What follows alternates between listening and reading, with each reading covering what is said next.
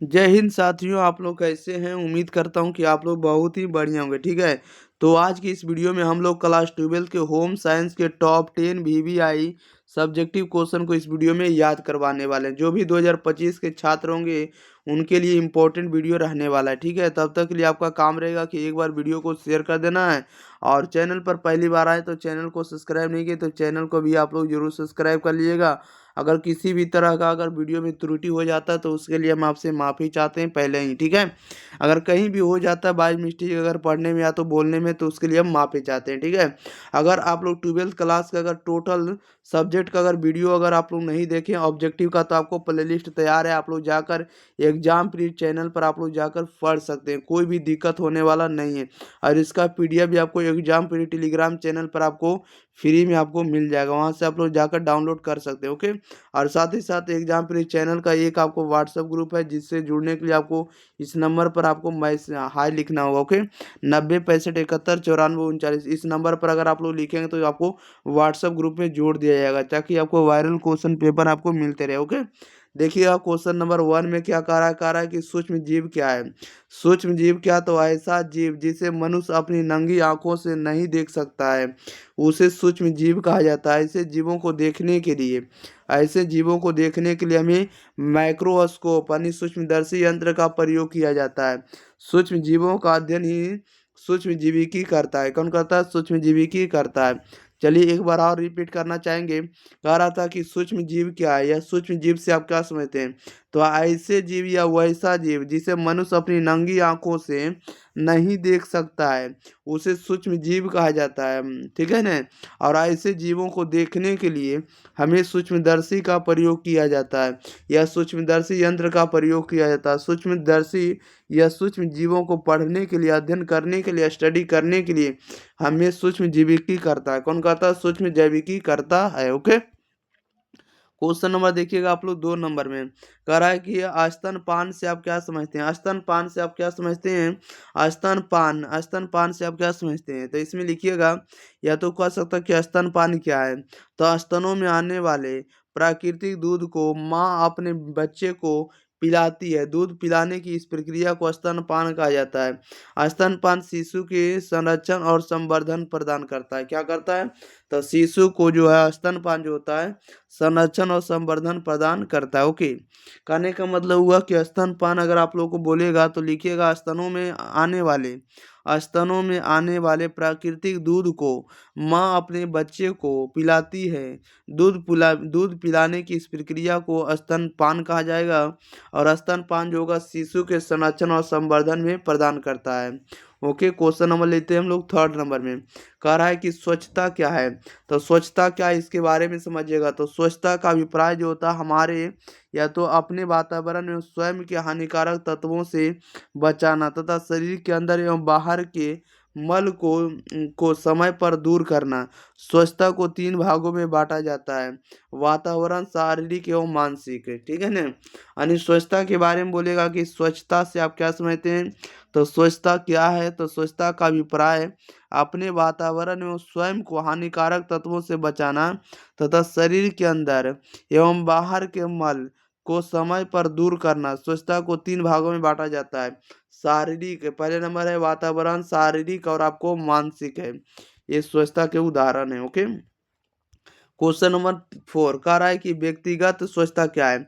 व्यक्तिगत स्वच्छता क्या, तो खाना बनाने एवं परोसने वाले व्यक्ति की व्यक्तिगत स्वच्छता अधिक महत्वपूर्ण है। भोजन को छूने से पूर्व और पश्चात हाथों को साफ पानी और साबुन से अच्छी तरह धो लेना चाहिए। उसके नाखून कटे होने चाहिए, क्योंकि ये रोगों के संक्रमण का कारण है या तो कारक है। बाल साफ तथा बंधे होना चाहिए। स्वच्छ वस्त्र पहनना चाहिए। यानी व्यक्तिगत स्वच्छता क्या, तो खाना बनाने तथा परोसने वाले व्यक्ति की व्यक्तिगत स्वच्छता अधिक महत्वपूर्ण है।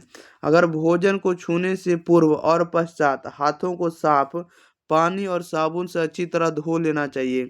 उसके नाखून कटे होने चाहिए, क्योंकि ये रोगों के संक्रमण का कारण है या तो कारक है।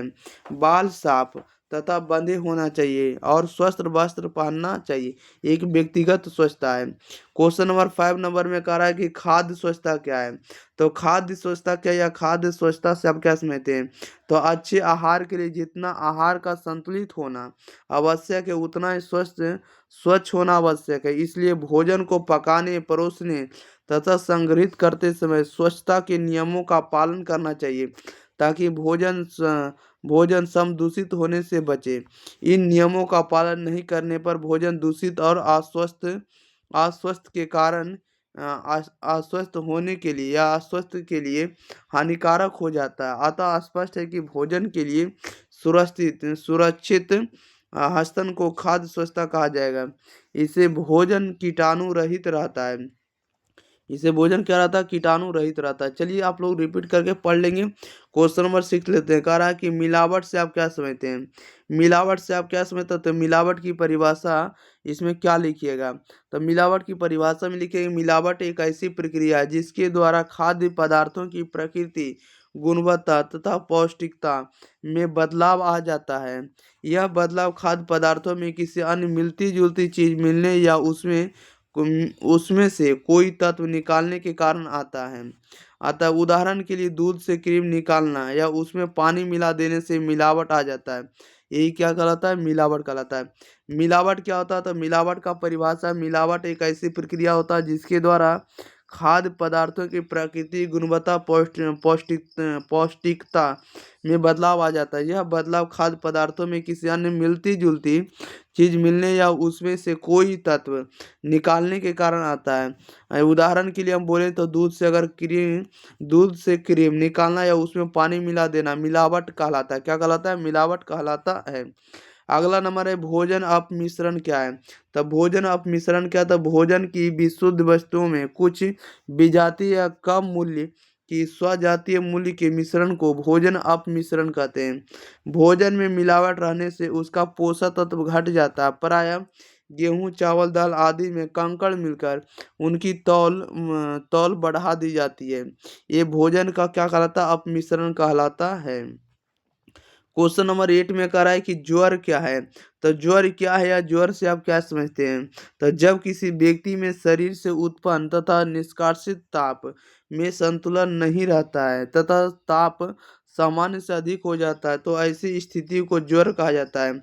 मानव शरीर का सामान्य ताप 37 डिग्री सेल्सियस 37 डिग्री सेंटीग्रेड या तो 98.6 डिग्री फ़ारेनहाइट होता है।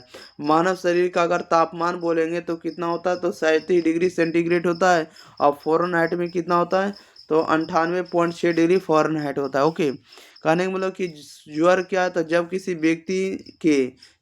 व्यक्ति में शरीर से उत्पन्न ताप तथा निष्कासित ताप में संतुलन नहीं रहता है तथा ताप संतुलन से अधिक हो जाता है तो ऐसी स्थिति को ज्वर कहा जाता है, बुखार कहा जाता है। ओके, फीवर कहा जाता है। और मानव का जो सामान्य ताप होता है, नॉर्मल टेम्परेचर जो होता है 37 डिग्री सेल्सियस होता है। कितना होता है, 37 डिग्री सेल्सियस होता है। और ये जो होता है आपको फ़ारेनहाइट में 98.6 डिग्री फ़ारेनहाइट होता है। ओके, इस बात को आपको याद रखना है। चलिए क्वेश्चन नंबर हम लोग 9 नंबर लेते हैं। कह रहा है कि ज्वर के प्रकार लिखे या ज्वर के प्रकारों को उल्लेख करें। तो ज्वर जो होते हैं 3 प्रकार के होते हैं। ज्वर का मतलब होता है फीवर यानी बुखार। ठीक है, बुखार कितने प्रकार के हो सकते हैं, 3 प्रकार के। पहला आपातकालीन ज्वर होता है। कौन होता है, सॉरी पहला नंबर होता है आपको अल्पकालीन ज्वर होता है। क्या होता है, अल्पकालीन ज्वर। यह ज्वर कम समय के लिए किंतु तेज होता है, जैसे इन्फ्लुएंजा, खसरा, निमोनिया। ये सब क्या होता है, अल्पकालीन होता है, कम समय के लिए होता है लेकिन बहुत ही तेजी होता है। जैसे इन्फ्लुएंजा हो जाएगा, खसरा हो जाएगा, निमोनिया हो जाएगा। ये सब यह अल्पकालीन ज्वर है। दीर्घकालीन ज्वर क्या होता है, ऐसा ज्वर लंबे समय तक चलता है पर तापमान नहीं होता है। और अगला आपका होता है अंतरकालीन ज्वर। यह ज्वर अंतराल पर चढ़ता है, जैसे मलेरिया, टाइफाइड। ये क्या होता है, अंतरकालीन ज्वर होता है। यह ज्वर जो होता है अंतराल पर चढ़ता है, जैसे मलेरिया, टाइफाइड। ये सब क्या अंतरकालीन ज्वर है। अगला नंबर आप लोगों के बीच है बजट। क्या है तो बजट क्या है, या बजट से आप क्या समझते हैं, तो एक निश्चित अवधि के पूर्व आय व्यय के विस्तृत ब्यौरों के बारे में, ब्यौरों को हम लोग क्या कहते हैं, तो हम लोग बजट कहते हैं। अगर बात करते हैं तो एक निश्चित टाइम पीरियड के साथ पूर्व आय व्यय के विस्तृत अगर जानकारी लेते हैं, विस्तृत जानकारी ले रहे हैं या विस्तृत ब्यौरा है, तो उसे हम लोग क्या कहेंगे, तो बजट कहेंगे। क्या कहेंगे, बजट कहते हैं, ठीक है। और ये बजट आपको जो है चलिए बजट से चलिए आपका कंप्लीट हो गया। अब हम लोग अगली वीडियो में मिलेंगे, अगले वीडियो में मिलेंगे हम लोग क्वेश्चन नंबर 5 से। इसमें आपको 10 सब्जेक्टिव क्वेश्चन आपको हम कराने का वादा ही किए थे, कंप्लीट हो गया। तब तक के लिए आप लोग कमेंट करिएगा कि आपको ये वीडियो कैसा लग रहा, ओके। और साथ ही साथ अपने भाई बहन के पास शेयर करिए, चैनल को सब्सक्राइब नहीं किए तो आप लोग दबा दबा के शेयर करिए, और अपना अपना दिल जरूर भेजिएगा कमेंट बॉक्स के अंदर, ओके। ये वीडियो कैसा लग रहा है, okay. Thank you for watching this video, धन्यवाद।